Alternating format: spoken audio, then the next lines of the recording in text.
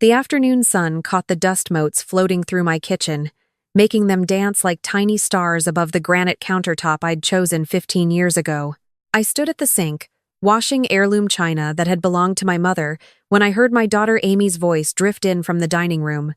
"I'm just saying, Brad, this house is worth at least $3 million, maybe more in this market." I froze, my hands still submerged in the soapy water. They didn't know I could hear them.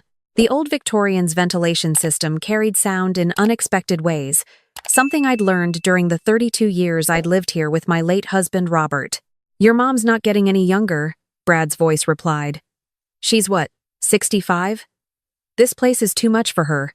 4 bedrooms, that garden, all those stairs." I looked down at my hands. Steady, strong. The same hands that had graded thousands of papers, conducted research that led to 2 patents in environmental engineering, and planted every rose bush in the garden they were discussing, like I wasn't capable of caring for it anymore. "We could probably get her into that nice assisted living place in Daly City," Amy continued. "The one with the art classes. She'd love it there." I carefully set down the plate I'd been washing. My grandmother's wedding china. The pattern was called Eternal Spring. How fitting. "And the house proceeds?" Brad asked. "Well, we'd need it for the business. The startup can't wait much longer. We're losing our window." I dried my hands on the dish towel embroidered with California poppies and walked into the dining room. Amy and Brad were hunched over Brad's laptop, looking at what appeared to be financial spreadsheets. They jumped slightly when they saw me. "Oh, Mom." Amy's smile was bright, but I'd taught graduate students for 30 years. I knew when someone was hiding something. "We were just looking at some business plans." "I heard," I said simply. The silence that followed was heavy. Brad cleared his throat. "Margaret, we were actually meaning to talk to you about something." I sat down at the head of the table. My seat. The one Robert had always insisted I take. Amy reached across to squeeze my hand. Her skin felt cold. "Mom, Brad and I have been worried about you. This house, it's so much work, and you're here all alone. We think it might be time to consider downsizing to somewhere more manageable, where you'd have help if you needed it, activities, other people your age." I looked around the dining room. The built-in cabinets Robert had restored himself. The bay window where I'd watched our daughter learn to ride a bike on the street outside. The wall where we'd marked Amy's height every birthday, until she turned 18 and moved out. "You want to put me in a home," I said quietly. "Not a home, Mom. A community. It's different now. They have chef-prepared meals, exercise classes, book clubs, and my house?" Amy and Brad exchanged a glance. That glance told me everything. "We would handle the sale for you," Brad said, his tone taking on that smooth quality I recognized from his real estate development pitches. "Take all the stress off your shoulders. Use the proceeds wisely." Wisely. "The startup needs capital," Amy said, and there was a pleading note in her voice now. "Brad's been working so hard on this. It's a sure thing, Mom, but we need to move fast. The market won't wait." I stood up. "Let me think about it." "Of course," Amy said quickly. "Take your time." "Well, not too much time. We actually already scheduled a tour at the Daly City place for you. Next Thursday at 2. You already scheduled it. Just to look, Mom." After they left, I stood in the living room for a long time, watching the fog roll in from the Pacific. It crept over Twin Peaks like it always did, beautiful and inevitable. Robert used to say the fog was San Francisco's way of keeping secrets. I walked upstairs to my study. The room still smelled faintly of Robert's pipe tobacco, though he'd been gone 3 years. I sat at the desk and opened my laptop. The first search was for property lawyers. The second was for real estate agents. The third was for one-way flights to Singapore. By the time the fog had completely enveloped the house, I had a plan. The next Sunday, I hosted dinner as usual. I'd been doing Sunday dinners for Amy and Brad ever since they'd temporarily moved back to San Francisco 6 months ago. Temporarily had turned into parking their BMW in my garage, storing their furniture in my basement, and using my kitchen like their personal restaurant. I made Robert's famous coq au vin. It took hours. "This is delicious, Mom," Amy said, refilling her wine glass from the bottle they'd brought. I noticed they'd been bringing cheaper wine lately. I wanted to talk to you both about something, I said, setting down my fork. They exchanged that glance again. I've been thinking about what you said. About the house. Oh, Mom, that's wonderful. Amy's face lit up. The tour is Thursday. Remember? I can pick you up at… I want to understand something first, I interrupted. This house, it's in my name, solely. Is that correct? Brad shifted in his seat. Well, technically yes, but no buts. Legally, this house belongs to me. I can do with it whatever I choose. Of course, Amy said carefully. We just thought… You thought you'd help me by selling my house and using the money for your business. The silence was deafening. Mom, it's not like that, Amy finally said. We'd make sure you were taken care of. The assisted living place is really nice. And once the startup takes off,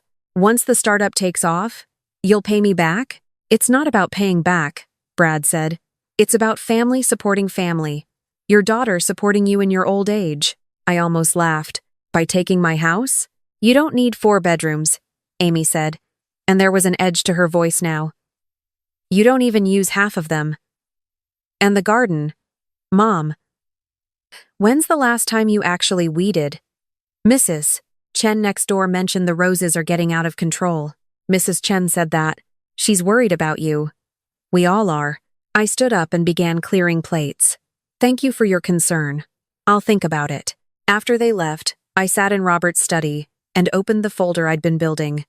Inside were printouts of emails from Amy to realtors requesting market analyses for her mother's property, photos Brad had taken of every room in my house, clearly for listing purposes, a draft email to their investors mentioning new capital from family property sale. They'd been planning this for months. I picked up my phone and called the number I'd found earlier. Chen and Associates, a crisp voice answered. I need to speak to someone about selling my house, I said, quickly and quietly. The next morning, I met with Patricia Chen, no relation to my neighbor. She was 40, sharp, and reminded me of my best graduate students, the ones who ask the right questions. Your daughter doesn't know about this? Patricia asked, reviewing the deed I'd brought. No. And I'd like to keep it that way until closing. That's unusual, but not illegal. The house is solely in your name. Your husband's death certificate shows he passed 3 years ago. Title is clear. She looked up at me. May I ask why the secrecy? I showed her the printouts. Patricia's expression hardened. I see. And you're absolutely certain about this? I tried talking to her yesterday. She sees me as a problem to be managed, not a person to be respected. Where will you go? Singapore. I've always wanted to see it. I have friends there from my university days. Patricia nodded slowly. I have a client looking for exactly this type of property. Cash buyer. Could close in 30 days. But Mrs. Chen, are you sure? This is your daughter. This is my life, I said. We shook hands. The next 4 weeks were the longest of my life. I went through the motions. I attended the Thursday tour of the assisted living facility. It was nice, clean, full of people who'd given up their independence, their homes, their lives, because their children had convinced them they couldn't manage anymore. What do you think, Mom? Amy asked, as we walked through the garden area. It was lovely, small. Nothing like my garden at home. It's very nice. I knew you'd love it. Should we put your name on the waiting list? Let me think about it. At home, I sorted through 50 years of belongings. What would go to Singapore? What would be donated? What Amy could have, if she wanted it. I found Robert's journals from when we'd first bought the house. He'd written, Margaret chose this place. Said it had good bones and better light. She was right, as always. Our daughter will grow up here. Maybe our grandchildren too. I closed the journal. No grandchildren had come. Amy and Brad were too focused on their careers, their startups, their next big thing. I packed Robert's journals carefully in my suitcase. The house sold in 18 days. The buyers were a young couple, both teachers, pregnant with their first child. The wife cried when she saw the kitchen. We never thought we could afford a place like this, she said. Not in this market. It's a good house, I told her. It deserves people who will love it. I gave her my collection of recipe cards. Robert's favorite dishes. Make happy memories here, I said. She hugged me. A stranger showed me more warmth than my own daughter had in months. The closing was set for October 15th, a Tuesday. On October 14th, Amy and Brad came for dinner. I made lasagna, Amy's childhood favorite. Mom, you seem different lately, Amy said. Happier. I am, I said truthfully. Have you thought more about Daly City? They have an opening in November. I have thought about it. And? I've made my decision. Relief flooded Amy's face. Oh, Mom. That's wonderful. We can start packing this weekend. Brad's already talked to some realtors about listing the house. We were thinking early November. I've already sold the house. The words hung in the air like smoke. What? Amy's wine glass slipped, red wine spreading across my white tablecloth like blood. I sold the house. It closes tomorrow. Brad stood up so fast his chair fell backward. You can't do that. We had plans. You had plans. For my house. My life. Mom, this is insane, Amy said, her voice rising. Where will you live? You can't just… I'm moving to Singapore. Singapore? Amy looked at me like I'd sprouted a second head. You don't know anyone in Singapore. I know the Lim family. Colleagues from Berkeley. They've been inviting me for years. But your things, your life, everything, is mine to do with as I choose. Brad was pulling out his phone. Who did you sell to? We can stop this. There's a cooling off period. We can. It's done, Brad. The buyers take possession tomorrow at noon. Amy was crying now. How could you do this? We were trying to help you. By taking my house? It's too much for you. Then it's too much for me to give away. I stood up, walked to my study, and came back with a folder. These are emails you sent to realtors. Photos Brad took. Your plans to use my house to fund your startup. Amy's face went white. You never asked me, I continued. You never said, Mom, we're struggling. Could you help? You decided I was incompetent and planned to take what I'd built with your father. We didn't think you'd understand the business opportunity, Brad said. I have 2 patents in environmental engineering. I spent 30 years teaching graduate-level economics and resource management. I understand business opportunities just fine. Patents? Amy's voice was small. Your father and I developed water filtration technology in the 90s. The royalties have been quite substantial. You have money? Amy looked like I'd slapped her. I have enough. I always have. I just never told you because I wanted you to build your own success. Make your own way. But if you have money, why didn't you help us with the startup? And there it was. The question that revealed everything. Because you never asked for help. You tried to take my home. The next day, I stood on my front porch for the last time. The moving truck had already taken my belongings to a shipping container bound for Singapore. My suitcases were in the car. The young couple arrived with their real estate agent. The wife was glowing with excitement. Thank you, she said to me again. We promised to take good care of it. I know you will. Amy's car pulled up as I was loading the last box into my trunk. She got out slowly, her face blotchy from crying. Mom, please, can we talk about this? We are talking. I mean, really talk. I'm sorry. We were wrong. Just, don't go. I looked at my daughter. I'd raised her, loved her, supported her through every phase of her life, and in return, she'd seen me as an obstacle. I'm not angry, Amy, I said, and I meant it, but I'm disappointed, and I'm done being treated like I'm already dead. That's not fair. Neither is planning to take someone's home without asking. Where will you even live in Singapore? I bought a penthouse at Marina Bay. A penthouse? How much? She stopped.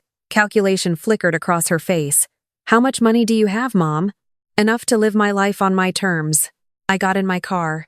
Through the rearview mirror, I saw Amy standing in the driveway of the house that was no longer mine, no longer hers, watching me drive away. The flight to Singapore was 13 hours. I slept most of it, dreamlessly, for the first time in months. The penthouse was on the 42nd floor. Floor-to-ceiling windows overlooked Marina Bay. At night, the city glowed like something from a dream. I unpacked Robert's journals first, set them on the shelf in my new study. The Lims came to visit the second day. Patricia and David, both retired professors like me, embraced me like family. You did it, Patricia said. You actually left. I did. Any regrets? I walked to the window. Below, the city pulsed with life. Gardens by the bay glowed in the evening light. The water shimmered. No, I said. No regrets? My phone buzzed. A text from Amy. Mom, please call me. We need to talk about this. I turned off my phone. The next morning, I joined a painting class at the community center. The instructor was Malaysian, patient, kind. My first painting was clumsy, abstract. What is it? She asked. Freedom, I said. 3 weeks later, I got an email from Amy. Their startup had failed. The investors had pulled out. They'd had to move to a smaller apartment in Oakland. Brad was looking for a job. She didn't ask for money. She didn't apologize. She just wanted me to know. I wrote back, I'm sorry to hear that. I hope you both find your way. I didn't offer to help. I'd learned that some lessons come with a price, and some prices can't be paid by anyone but yourself.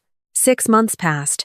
I took up swimming, made friends with other expatriates, some running from children who'd forgotten them, others running toward lives they'd always wanted. We formed our own family, the rebels in their 60s and 70s who'd chosen themselves. On a warm evening in April, I sat on my balcony with a glass of wine and my laptop.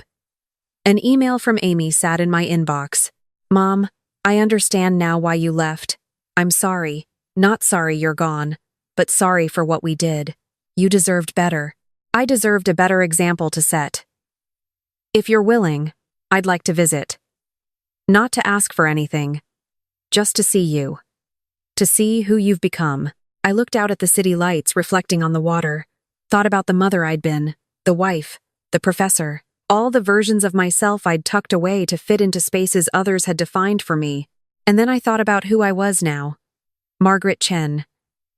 Not someone's mother or widow or problem to solve. Just Margaret. Learning to paint, swimming in the mornings, making friends, living. I wrote back, come in June. The weather is beautiful then. Because here's what I'd learned in 6 months of freedom. Forgiveness isn't about forgetting. It's about refusing to let someone else's mistakes define your future. Amy would visit. We would talk. Maybe we'd rebuild something. Maybe we wouldn't. But either way, I would still be here, in my penthouse, watching the city lights dance on the water, living the life I'd chosen. And that, I'd discovered, was enough.